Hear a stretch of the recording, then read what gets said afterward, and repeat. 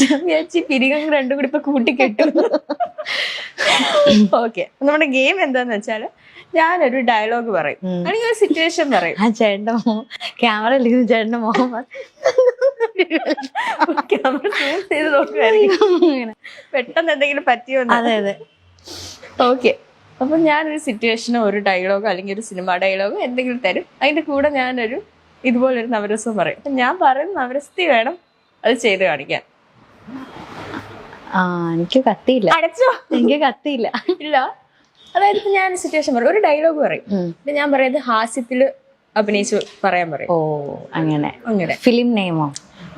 അല്ലല്ല, ഫിലിമിലെ ഡയലോഗോ അല്ലെങ്കിൽ എന്തെങ്കിലും ഒരു കോമൺ സിറ്റുവേഷൻ കോമഡി ആക്കും. ഓക്കെ, റെഡി അല്ലേ? ഓക്കെ, അപ്പൊ സിറ്റുവേഷൻ ഇതാണ്. ഞാൻ ചേച്ചിയുടെ ബെസ്റ്റ് ഫ്രണ്ടാ. എൻ്റെ ഒരു വകയിലുള്ള ഒരു അമ്മാവന് ഒരു ആക്സിഡന്റ് പറ്റി ഹോസ്പിറ്റലിലായി. അപ്പൊ ഇക്കാര്യം ഞാൻ അമ്മാവന് വേണ്ടി ഭയങ്കര ക്ലോസാ. അപ്പൊ എന്നോട് ഇക്കാര്യം പറയാനുള്ള ധൈര്യം ആർക്കും ഇല്ല. അപ്പൊ ആ ടാസ്ക് ചേച്ചി ഏൽപ്പിച്ചേക്കുവാ. അപ്പൊ എന്നോട് വന്നിട്ട് പറയണം, എടി ഒരു കാര്യം പറയാനുണ്ടായിരുന്നു, നിന്റെ അമ്മാവൻ ഇതുപോലെ ഒരു ആക്സിഡന്റ് പറ്റി, പേടിക്കാനൊന്നുമില്ല, പക്ഷെ ക്രിട്ടിക്കൽ സ്റ്റേജില് ICU ഹോസ്പിറ്റലില എന്ന് പറയണം. ഇത് ഹാസ്യത്തിൽ വേണം എന്നോട് പറയാൻ. അങ്ങനെ ചിരിച്ചോണ്ട് പറയണം. അതെ, ഹാസ്യത്തിൽ പറയണം. അതെ, സുഖാണോ? ആടി, എന്തൊക്കെയുണ്ട് വിശേഷം? നന്നായി പോകുന്നു. നമുക്ക് അമ്മാനെ ഒന്ന് കാണാൻ പോവാം. അമ്മാന്റെ കാര്യം വൻ കോമഡിയാ. നിന്റെ അമ്മാന്റെ കാര്യം വൻ കോമഡി ആയിട്ടിരിക്കുക. പുള്ളി പൊതുവെ ആളിച്ചിരി കോമഡിക്കാരനാണ്. പക്ഷെ അതല്ല, ഇന്ന് പോകുന്ന വഴിക്കേ ഒന്നും പറയണ്ട, ഒരു പട്ടി കുറുകെ ചാടിയതാ.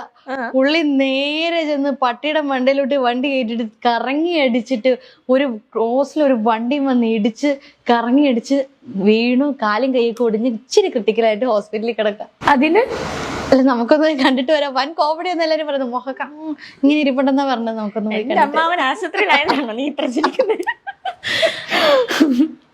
ഓക്കെ, ഇത്തിരി സംഭവം പൊളിഞ്ഞെങ്കിലും അതെ, ഒരുപാട് വലിച്ചു നീട്ടണ്ടല്ലേ? അതെ, അതായിരിക്കും നല്ലത്.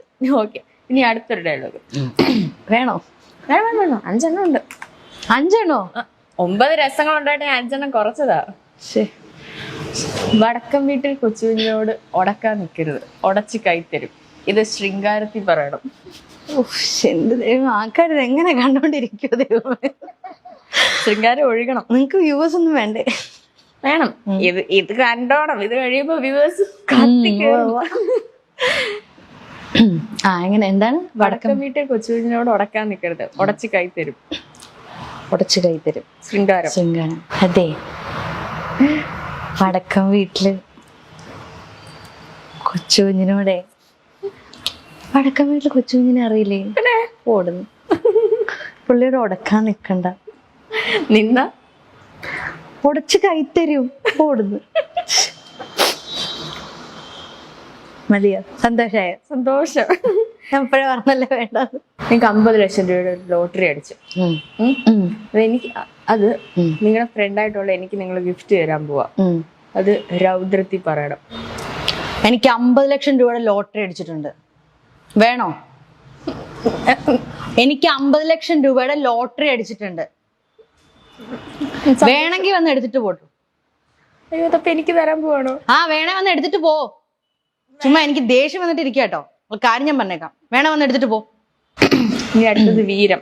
വീരം കാണാൻ വലിയ ലുക്കില്ലെന്നേ ഉള്ളു, ഭയങ്കര ബുദ്ധിയാ. കാര്യം ഞാൻ പറഞ്ഞേക്കാം. കാണാനൊട്ടും ബുദ്ധി അല്ല, അയ്യോ കാണാനൊട്ടും ലുക്കില്ലെന്നേ ഉള്ളു. ഒടുക്കത്തെ ബുദ്ധിയാ. കാണാൻ ഒടുക്കത്തെ കാണാൻ വലിയ ലുക്കില്ലെന്നേ ഉള്ളു. ഓഡീഷന് വല്ല പോയിട്ടില്ല? ഇല്ല, ഞാൻ ഇതുവരെ പോയിട്ടില്ല. കാണാൻ വലിയ ലുക്കില്ലെന്നേ ഉള്ളു, ഒടുക്കത്തെ ബുദ്ധിയാ. കാണാൻ വലിയ ലുക്കില്ലെന്നേ ഉള്ളു, ഒടുക്കത്തെ ബുദ്ധിയാ. കേട്ടോ? എന്നാര് പറഞ്ഞു? ഓരോരുത്തരും പറയുന്നു, നമ്മളതൊക്കെ അങ്ങ് വിശ്വസിക്കല്ല. ഇപ്പൊ എന്താ ചെയ്യുന്നു? നീ അടുത്തത് കരുണം. ചിരിച്ച് ഞാൻ ചാവും. എക്സ്ക്യൂസ് മീ, കാക്ക തൂറിന്നാ തോന്നണേ. കരുണമാണേ നമ്മുടെ. തെറ്റിടാ.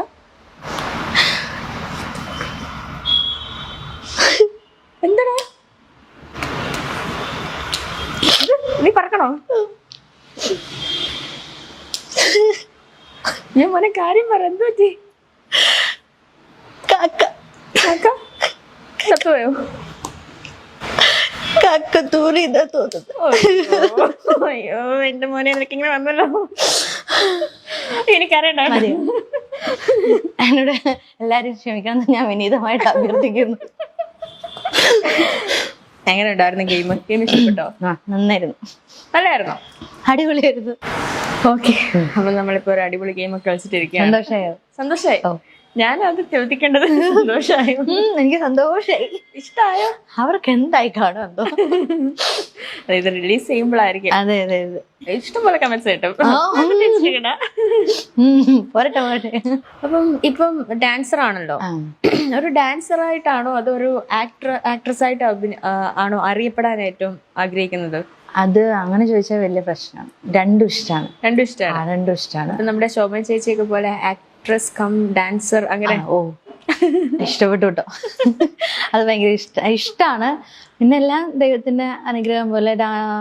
ഇപ്പം ഡാൻസ് തന്നെയായാലും കുഴപ്പമില്ല, നമുക്കൊന്നും പറയാൻ പറ്റത്തില്ല. നമുക്ക് ഈ ഫീൽഡിൽ നമുക്ക് എത്ര നാൾ നിൽക്കാൻ പറ്റുമെന്നോ അല്ലെങ്കിൽ നമുക്ക് എത്ര നല്ല ക്യാരക്ടേഴ്സ് ചെയ്യാൻ പറ്റും എന്നൊന്നും അറിയാൻ പറ്റില്ല.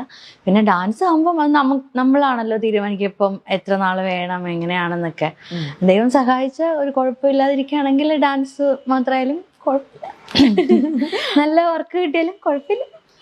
ഞാൻ എല്ലാത്തിലും ഹാപ്പിയാണ്. എല്ലാത്തിലും ഹാപ്പിയാണ്. അങ്ങനെ ഇന്ന ഒരു നിശ്ചിതമായിട്ടൊരു എയിം? ഓ അങ്ങനെയൊന്നുമില്ല. അതൊരു ലക്ഷ്യമില്ലെന്ന്. ഓ അപ്പൊ ഞാനൊരു ലക്ഷ്യമില്ലാത്തവളായിരുന്നല്ലേ? അതിപ്പോ മനസ്സിലായല്ലോ. മറ്റേ ഇന്ന് തന്നെ ഒരു ഭിത്തിയിൽ ഇങ്ങനെ എഴുതി വെക്കണേ എയിം എന്ന് പറഞ്ഞിട്ട്. എനിക്ക് കിട്ടിയതൊന്നും അങ്ങനെ കിട്ടിയിട്ടുള്ള കാര്യങ്ങളല്ല. ഞാനിങ്ങനെ എയിം ചെയ്ത് അങ്ങനെ എടുത്തിട്ടുള്ള കാര്യങ്ങളൊന്നും അല്ല. അതൊക്കെ എങ്ങനെയൊക്കെയോ സംഭവിച്ചു പോയി. ഓക്കെ, ഈ ഫീൽഡിൽ ഏതെങ്കിലും ഒരു ഗോഡ് ഫാദർ ഉണ്ടോ ശരിക്കും? ലൈക്ക് എന്ത് കാര്യത്തിനും ഉപദേശം തരുന്ന, ഓടിച്ചെല്ലാൻ പറ്റുന്ന, ഹെൽപ്പ് വഹിക്കാൻ പറ്റുന്ന, റെക്കമെൻഡേഷൻസ് ചെയ്യുന്ന അങ്ങനെ ആരെങ്കിലും? അങ്ങനെ ഒരാളുടെ പേര് നമുക്ക് അങ്ങനെ പറയാൻ പറ്റേ. എനിക്ക് ആദ്യമേ മുതൽ എൻ്റെ കൂടെ നിന്ന് എന്ത് ചെറിയ ചെറിയ കാര്യത്തിനായാലും പോലും ആദ്യമേ തന്നെ എപ്പോഴും കൂടെ നിന്ന് സപ്പോർട്ട് ചെയ്യുന്നത് അമ്മ അച്ഛനും തന്നെയാണ്. അത് ഞാൻ ഏത് വഴിക്ക് പോകണം, ആ വഴിക്ക് പോയാൽ അത് വേണ്ട, അത് തെറ്റാണെന്നൊന്നും ഇത് വഴിക്ക് പൊക്കോ അങ്ങനെ പറഞ്ഞ് അതായിരിക്കും നല്ലതെന്നൊക്കെ പറഞ്ഞു വിടുന്നത് അവർ തന്നെയാണ്. പിന്നെ നമ്മുടെ കൂടെ വർക്ക് ചെയ്യുന്നവരൊക്കെ ഇപ്പം എന്തെങ്കിലും ഇങ്ങനെ ഒരു ക്യാരക്ടർ വന്നിട്ടുണ്ടോ, ചെയ്യണോ, ഒക്കെ ആണോ എന്നൊക്കെ ആരോടെങ്കിലും ചോദിച്ചാൽ അങ്ങനെ പറഞ്ഞു തരുന്ന ഒരുപാട് ഫ്രണ്ട്സ് ഒക്കെ ഉണ്ട്. ഓക്കെ, ഇപ്പൊ അച്ഛൻ ആർട്ടിസ്റ്റ് ആണെന്ന് പറഞ്ഞു. ഈ അമ്മയ്ക്കും അനിയനും ഒക്കെയുള്ള ടാലൻസ് എന്തൊക്കെയാ? അമ്മയ്ക്ക് എന്റെ പുറകെ ഇങ്ങനെ നടന്ന്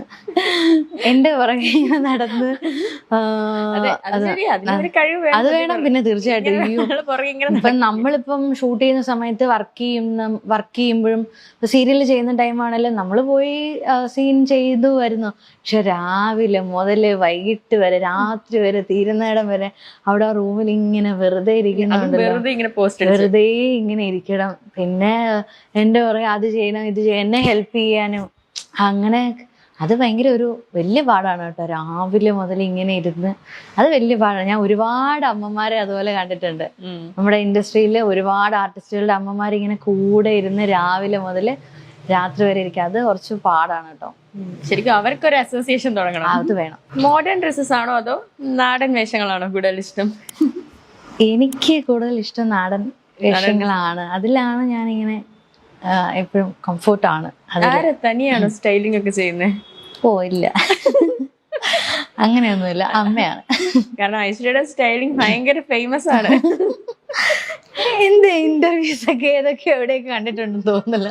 പിന്നെ ഒന്നും കാണാതെ ഞാൻ ഇന്നിങ്ങനെ വന്ന് രാവിലെ ഇരുന്നതാ. ഞാൻ ആ കാര്യത്തിൽ വൻ തോൽവിയാണെന്ന് പറയാം. അത്ര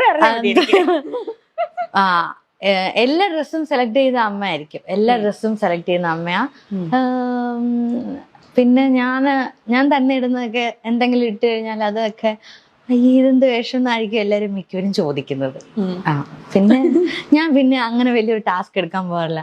അമ്മ എടുത്തോ, ഞാനിടാം, ഇത്രേ ഉള്ളൂ. ഇപ്പൊ ഒരുപാട് ഡ്രസ്സുകളും കാര്യങ്ങളും അങ്ങനെയൊക്കെ ഉണ്ട്.